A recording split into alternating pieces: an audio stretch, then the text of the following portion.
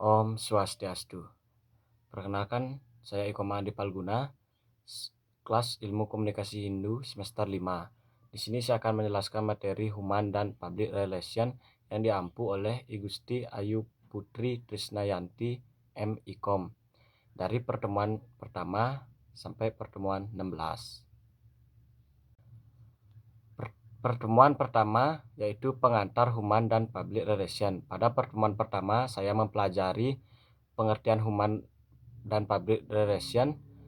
Human adalah hubungan antar manusia dalam lingkungan kerja, menekankan aspek psikologis dan sosial untuk menciptakan kepuasan dan produktivitas kerja. Sedangkan public relation adalah fungsi manajemen yang membangun dan menjaga hubungan saling menguntungkan antara organisasi dan publiknya.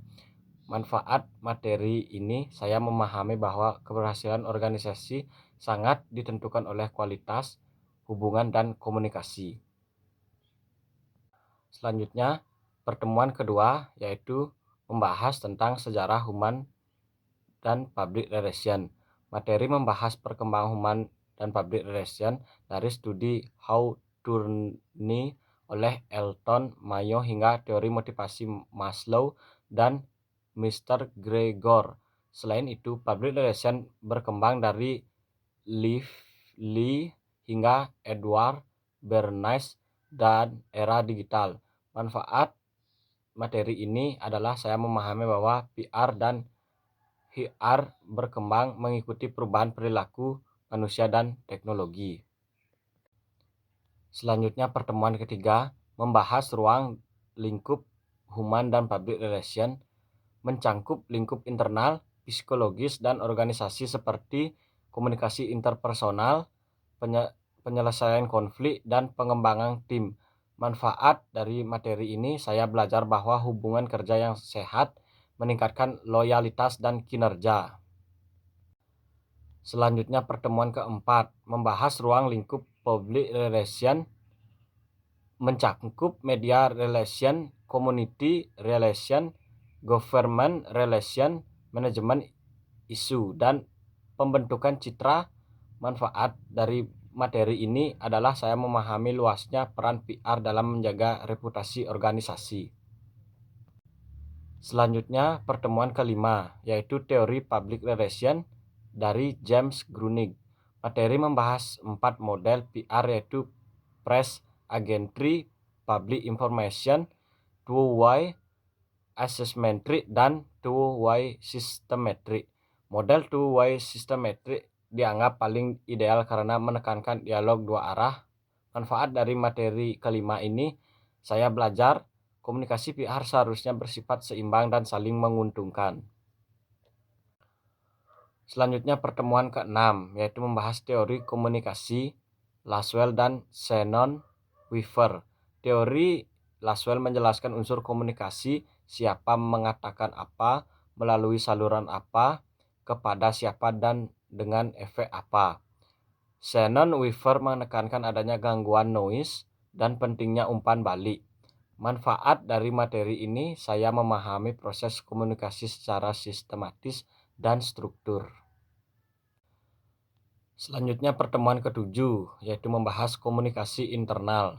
Komunikasi internal berfungsi membangun budaya kerja, keterlibatan karyawan, dan mencegah konflik melalui feedback dua arah. Manfaat dari materi ini yaitu saya menyadari pentingnya komunikasi terbuka dalam organisasi. Selanjutnya, pertemuan ke-8 yaitu membahas komunikasi eksternal.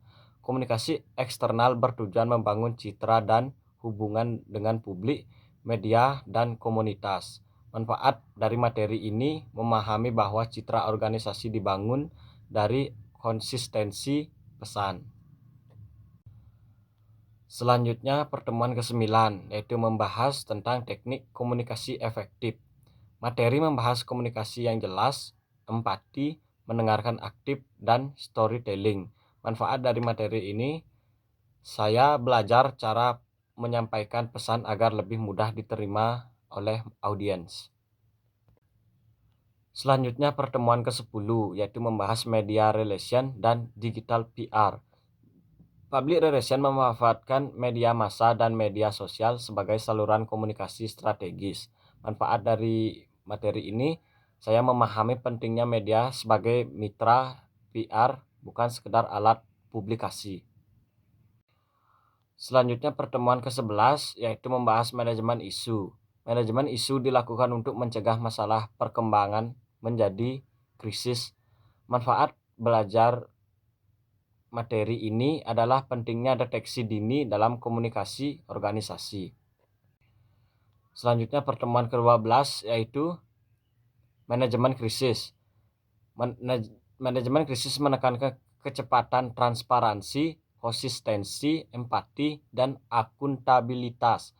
Manfaat memahami materi ini adalah peran penting PR dalam menjaga kepercayaan publik saat krisis. Selanjutnya pertemuan ke-13 yaitu peran PR dalam krisis. PR berperan sebagai pengendali narasi, pemantau media, dan penyampaian pesan resmi organisasi. Manfaat dari materi ini, saya memahami pentingnya kesiapan PR menghadapi situasi darurat. Selanjutnya pertemuan ke-14 yaitu membahas studi kasus krisis.